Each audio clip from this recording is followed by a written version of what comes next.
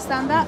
But in my personal belief, Islam is sort of created for the modern world, which was used for civilizing society back then, and it was necessary for that because it gave a modern world, it gave, technological advancements and morals and beliefs and standards for those times. And because it gave that, a lot of people had belief in it. A lot of followers started, and that's why it became so big. And that's the same with Judaism, it's the same with Christianity.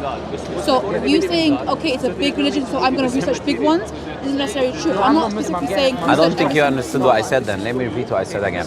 But the important point is what you're saying does not correspond to reality. I get what you're saying. And it makes sense because you have not studied Islam. So these social structures were already in place through Judaism, which you have mentioned, and Christianity, they were already there. And there were also other pagan religions in place, and there was social structures, and there was advancement in the Roman and Persian Empire. So Islam did not bring what you're claiming it did. That was not the unique thing about it. What was unique, it was the truth. But what you didn't get my point when I said it's a major religion.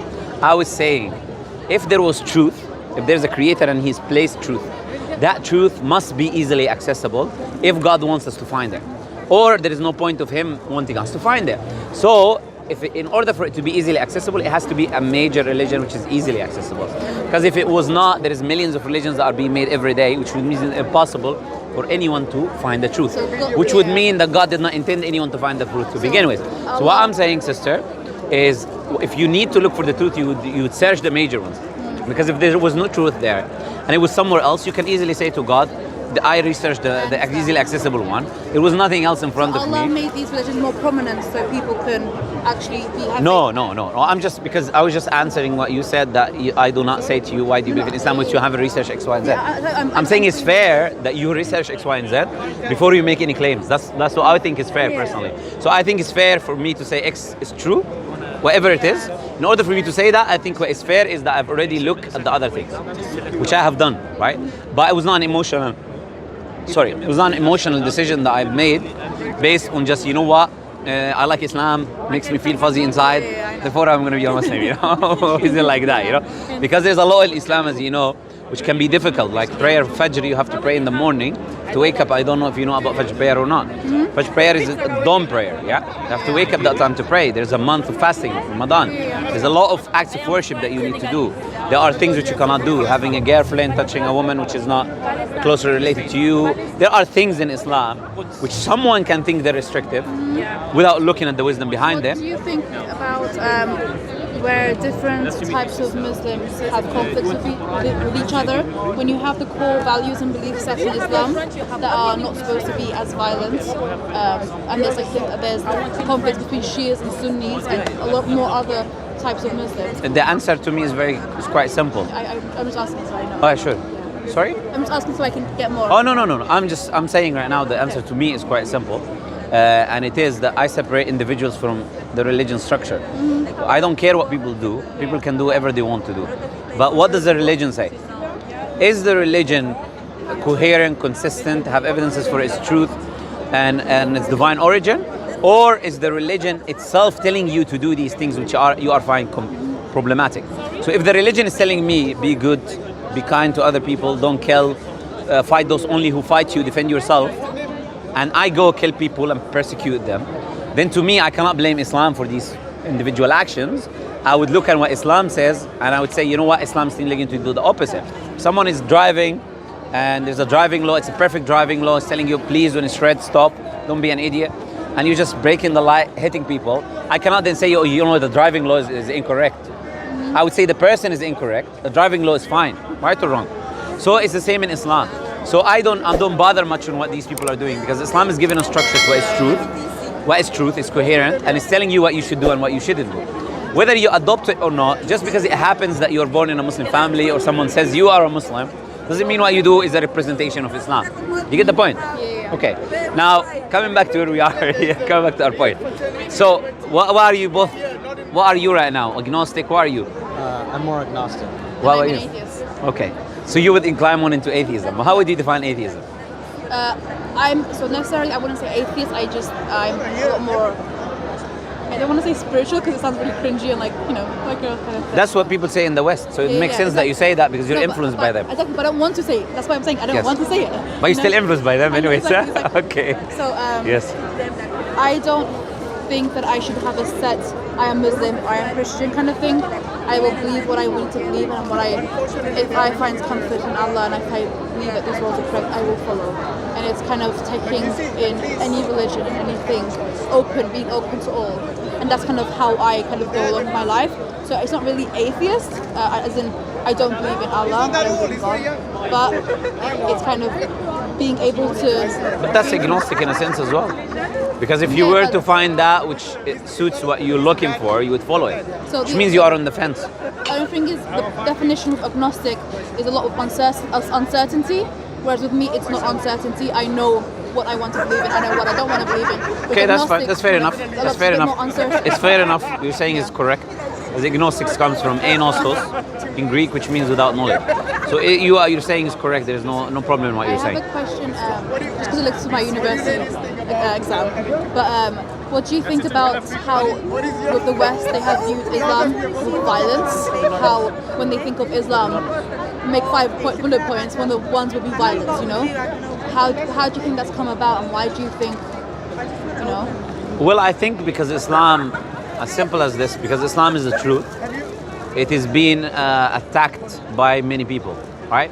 Because if something does not have substance, is not truth, you would not bother yourself by trying to attack that or making a bad image of it, right? So because Islam is true, and it goes against Western values, quote unquote, you have to be very, very important there, yeah? So that is why they are fighting Islam. Like Islam says, don't have a casino, you don't have sexual immorality, don't drink alcohol.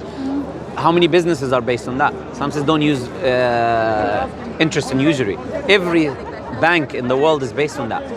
So the more people follow Islam, the less people benefit the capitalistic society. Therefore, the capitalistic society, who actually has power in the world today, has to make a bad image of Islam to push people away. But what happens is the opposite. The more they push people away, the more people accept Islam. That's why it's the biggest growing religion in the world, according to Pew Research. So it's conversion rate, not birth rate. So people are accepting it willingly. Why? Because they hear so much evil, they come to us, like we're very busy as you can see. And then we have a discussion with them. And these people realize that actually Islam is true, Islam is good, and they start following it themselves. Do you think it's more of a comfort thing? No, I think Islam is true. That's why I said to you, sister, it's not about feelings, because you were saying to me just feelings. And you can have so many wrong feelings about so many wrong things, yeah? If you live in this society, I'm sure you've had so many experiences where you felt certain things and they were not right, okay? So if you use what you're doing, using your feelings as a parameter for truth, it's not a right thing to do, I would say personally. I would say it's a very vague parameter of truth because it's absolutely not stable. Do you get the point? So what I'm using is something completely different. I'm using what is consistent, what is logical, what is evidence-based, is what I'm going to accept, whoever it is, whether that be Christianity, Hinduism, Islam, bring me anything. If it has substance and value, it has evidences to its divine origin, it has answers to the questions that are being put forward, then that makes sense, and this is true, then I should follow that. Yeah? Now, okay, let's talk about, for example, the existence of a creator. Leaving feelings aside, can something come into existence from nothing? Can something come into existence from nothing? I suppose not. What about you? What do you think? No, I don't Okay, think so we don't believe like I can be a magician now and bring gold from nothingness, right? So we don't believe that something comes into existence from nothing. By nothing, I mean the absence of energy, space, matter, everything. Is nothing, literally, no thing, absence of something. So we cannot have something from that because there's no agency, there's no change will take place because there's no force, right? So we are saying that the universe now is in existence and it has a starting point. Can we have the universe from nothing using the same logic? Can I have something from nothing? We cannot have a universe from nothing, can we? Okay, so the universe has to come from something or somewhere. Yeah? What do you think about Islam has been introduced then, but not before? We don't believe that. Do you think Islam... No, every Muslim believes that Islam started with Adam, first human being. Islam, do you know what the word Islam means? Islam means to submit to your creator and maker. Muslim is submitter, if I translate it word for word to the English. So Islam, that when Adam was submitting to Allah's laws, he was a Muslim. And if you check history, actually, you'd see that Islam was always there. Like, for example, Abraham was not Christian or Jewish because there was no gospel or Torah, there was no Moses yet, and there was no Isaac, and there was no Judah. So what religion did Abraham follow? Abraham submitted to his Lord. Every religious person who believes in Abraham will say, yes, he did. God told him, slaughter your son. He took his own son. So there is no more submission than this, right? So Abraham was submissive to God. Do you know how he prayed? He fell on his face. Muslims pray like this. Do you know where circumcision comes from? It comes from Abraham. Not eating pork, all of these things, they trace back to Abraham.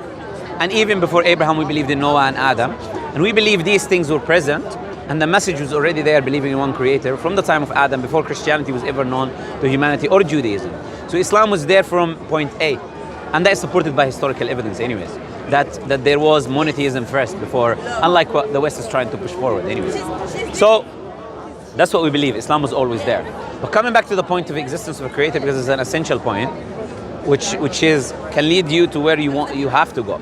So the universe has to come from somewhere. If the universe has to come from somewhere, we say that this table, for example, is impossible for you to manufacture it and make it without the necessary material. You agree? It's impossible. It's impossible for you to create the universe without the necessary attributes to create the universe or bring it into existence. Yeah, create and bring it into existence are synonymous anyways. Yeah. So if I want to bring the universe into existence, I would need power that's not comprehensible from a human aspect. Wisdom and knowledge that is not comprehensible from a human aspect. I would need to be independent of it before it, and I would need to be not restricted by its laws. Because I start its laws. Yes. What do you want to say? So I also believe everything has a creator, or something like creator, because you can't magically appear. Everything created has a creator. Yes, exactly. But necessarily, does it have to be Allah? So what is there to say it is Allah? There's a lot of history with it. The answer to that would be that when you say everything, you're referring to the universe. Yes. And in order for the universe to come into existence, it has to come from somewhere, as I said. If that somewhere has the attributes that I told you, then that somewhere will be what we define to be Allah. You understand? So there is something that created the universe. It cannot create the universe without these attributes. And whatever has these attributes, Muslims refer to it as Allah. Do you understand? It's a basic concept, right? So that would answer what you're saying. We say whatever created the universe needs these attributes. And if anything has these attributes, we call that thing God or Allah. Therefore, we say Allah created the universe from that aspect. Now, because these are attributes of the creator, right? So now if you want to say, why is Islam true? That's a different question. You get the point I'm trying to say. But we still have to submit to the idea there has to be something with these attributes, which is our common attributes for God, for any religion. Any religion believes in these core attributes. Powerful in a way you can understand, intelligent in a way you can understand, independent and created the world, right? And has a will to initiate an act. All of them believe in these things, right? So from that point of view then, would you agree with me that there must be a creator, and you cannot then come from the perspective saying that there is no creator? Yes. So that's what we say as Muslims. This is where I come from a logical base. Without using Quran or Islam or anything, you'd have to accept this idea, right? Then if there is a creator, when I create something, I give it purpose. When I made this phone, person who made this phone, he gave it the purpose for you to use it for communication, research, and this and that, right? Is the purpose. It's given by the manufacturer or the maker. Also, no one knows about the phone more than the manufacturer, right? So the manufacturer tells you, gives you a manual, do this and don't do that because this is good and this is bad for the phone, right? Now we say if we're created by a creator, then it follows necessarily as well. That creator is the one who gives us the purpose because he's the one who brought us into existence, right? Because he's the one who brought us into existence. And we would say that the creator would be the best person to tell us what is good and bad for us because he's the one who created us and he knows everything about us. Does that make sense? Okay. So this is where Islam comes into the picture. So Islam is a revelation that comes from the Creator to tell you what is your purpose in life, what you're doing here, and what's going to happen to you when you die. And it is also telling you the good and bad moral aspects of life. What do you think about Muslims who eat pork and have premarital sex or smoke and drink? They're sinners, that's it, but they're Muslims. Okay. So are you still classified as Muslims? It's not me who does it, but it's the religion. Yeah, it's the religion that does, and the religion has specific things that can take you out of the fold of Islam. If you do not do them, then you're still a Muslim. So if you do them, then we call that person as not a Muslim, right? But if you do, because we believe every human being makes sense, including Muslims, right? So, but the reason is why you're doing these things, I would personally say it's out of your own ignorance. You do not know why these things are prohibited in Islam. You do not understand the wisdom behind them. That would be the only reason for you to do them. If you truly understood these things, you would not be doing these things. That's what I would say. I have have another question, and I'm not sure the full story about it. No problem. So I will just assume that I know, but I think it was Muhammed, I could be wrong, where they went to a cave and saw signs on the walls, the cave walls, is that right? I'm just letting you tell me the story first. I'm not too sure about it, that's Yes. why. Where he went to a cave and there was... Prophet went to a cave, he was meditating there, and there he was got like revelation signs, there. There was like pictures on the walls. No. No. I'm not too sure about it, I'm asking. No. Prophet Muhammad lived with these people for 40 years. These people knew him as the trustworthy, the honest. Those titles they gave him, Sadiq al-Amin, literally. They called him the trustworthy, the honest. When they had disputes, they used to go back to him. Because they trusted his judgment. And they knew he was not biased towards anyone. He's just sincere with everyone, right? Then his people used to worship idols. He believed that worshipping idols is not correct. Idols, you make them with your own hand. If you make them with your own hand, then you can destroy them with your own hand. So he used to move away from his people, go to a cave called Cave of Hira. Ghar Hira, cave of Hira, yeah? Then what he used to do is he used to meditate or try to worship the Creator. Try to worship the Creator. What happened is he had an encounter with what we call Angel Gabriel. Angel Gabriel, who by the way, angels, we don't believe they're women with wings and this and that, yeah? Yeah. Believe angels are a creation. We do not comprehend as humans, they're a completely different realm, right? So Angel Gabriel came to the Prophet to give him the message, and he received the first revelation of the Quran there. He was terrified. He went back to his wife because he didn't know what happened to him, and he said, "Zammiluni, cover me." So his wife covered him. Then he said, "I'm feeling something bad is happened to me." She said to him, "No, by God, nothing bad will happen to you because you are good to everyone. You tie your ties of kingship. You give people. You help the poor. You feed the poor, right? Yeah. So God will never do anything evil to you." Then he explained to her what happened. She took her to one of her cousins called Waraq ibn Nawfal, who was a Christian, or someone a Christian from in a sense, yeah? Yeah. So he used to read the biblical scriptures and things like that, and he used to translate them. So he told him that this is the same angel that came down on Moses, and he told him, "You're a messenger, the angel that comes to the messengers, and the people will kick you out. People are going to kick you out when you preach to them. I wish I was there to support you." So he said, "Will they kick me out? I just told you this. You call him the honest, the trustworthy. Why would they kick him out?" He was surprised. He said, "Yes, they will kick you out because every messenger was kicked out by his people when he brought the idea of worshiping from God." So when he went and he preached to his people, he said to them, "If there is a mountain behind, if there is an army behind this mountain, if I told you there's an army behind this mountain, would you believe me?" He said, "Yes." He said, "I'm the messenger of God." He said, "We don't believe you." Why? Because they said, "Leave the religion of your forefathers," and they wanted to follow the religion of their forefathers. So that's the basic. This is the start of revelation in Islam.